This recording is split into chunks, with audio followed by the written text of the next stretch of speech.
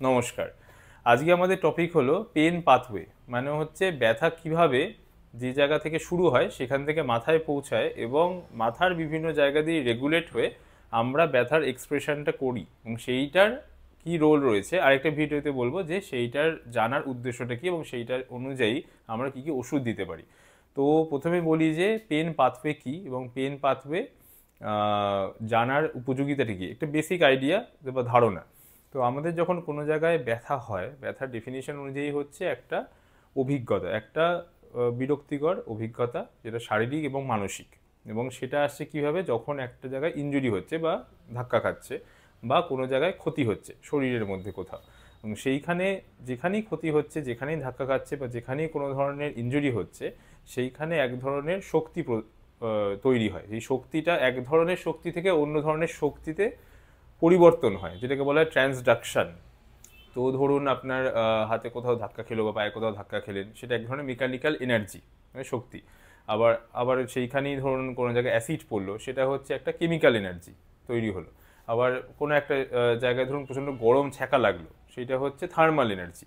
বা কোল্ডের কম্প্রেশন, মানে ঠান্ডার একটা ছ্যাঁকা লাগলো, সেটা হচ্ছে থার্মাল এনার্জি। তো এই মেকানিক্যাল, কেমিক্যাল এবং থার্মাল এনার্জি কনভার্ট হয় কিসে?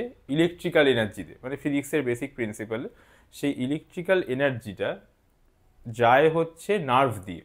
তো যে কোনো ব্যথার উৎস হচ্ছে নার্ভ, এটা প্রথমে জানতে হবে।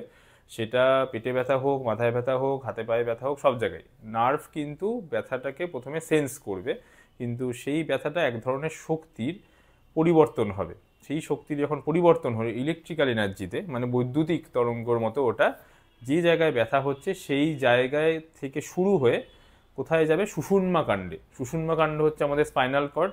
সেইখানে প্রথমে গিয়ে ওরা কিছু শক্তির ইনফরমেশান প্রোভাইড করে। এই যে শক্তিটা তৈরি হলো, কনভার্ট হলো, সেটার দিল, সেই শক্তিটা ইনফরমেশান যখন দিল, সেই ট্রান্সমিশন যখন হচ্ছে, সেইখান থেকে আরেকটা বৈদ্যুতিক তরঙ্গ চলে যায়, মানে এক ধরনের রেলওয়ে ট্র্যাক্টের মতো, জাংশন থেকে আরেকটা জাংশনে থেমে সেই জাংশন থেকে আবার অন্য একটা জাংশনে যেতে হবে। সেইটা কোথায়? সেকেন্ড জাংশনটা সেটা হচ্ছে মস্তিষ্কে আছে, বলা হয় থ্যালামাস। তো সেই যে সেকেন্ড যে একটা বৈদ্যুতিক তরঙ্গ গেল থ্যালামাস অবধি, সেইখানে গিয়েও একটা জাংশন হলো। সেই জাংশন থেকে যাবে কর্টেক্স। কর্টেক্স মানে হচ্ছে মস্তিষ্কর সবার উপরের পোর্শন, যেখানে আমরা বুঝতে পারি ব্যথাটা। সেই মস্তিষ্কের উপরের পোর্শনে যখন গেল, সবচেয়ে উপরের ভাগে, সেইটাকে বলা হয় পারসেপশন, মানে আমরা বুঝতে পারছি ব্যথা হচ্ছে। এইবার শেষ কি পদ্ধতি আছে, শেষ কি ধাপ আছে, সেটা হচ্ছে মডুলেশন। মডুলেশন কোথায় হবে? এই যে মস্তিষ্করই আরেকটা অংশ থেকে, যেখানে সুষুম্না কাণ্ডের সেকেন্ড যে জাংশনটা ছিল, যেখানে ওপর নিচ থেকে ওপরে একটা বৈদ্যুতিক তরঙ্গ আসছিল, সেই জায়গায় একটা ইলেকট্রিক্যাল ইনফরমেশন যায়।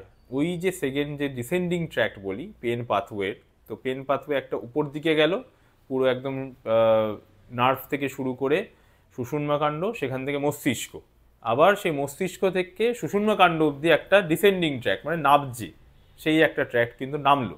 সেই যখন নামলো, সেই যে ট্র্যাক্ট আছে, সেই ট্র্যাক্টের বিভিন্ন ধরনের কেমিক্যাল ইনফরমেশান ওরা ওই দ্বিতীয় যে জাংশনটা আছে ওখানে প্রোভাইড করে। এই যখন দুটো জাংশনের একটা জাংশনে দুটো পাথওয়ের যখন ক্রস টক হয়, বা দুটো পাথওয়ের যখন কথাবার্তা চলে, সেইখানেই কিন্তু পেনটা মডুলেট হয়। এবং সেই ডিসেন্ডিং ট্র্যাক বা ডিসেন্ডিং পাথওয়ে, বা বলুন আপনার নিচের দিকের যে বৈদ্যুতিক তরঙ্গের ইনফরমেশানটা, যার যত বেশি স্ট্রং বলা যায়, তার তত বেশি ব্যথার অনুভূতি কম। এটাই হচ্ছে ব্যথার চিকিৎসার মূল মূল মূল জায়গা।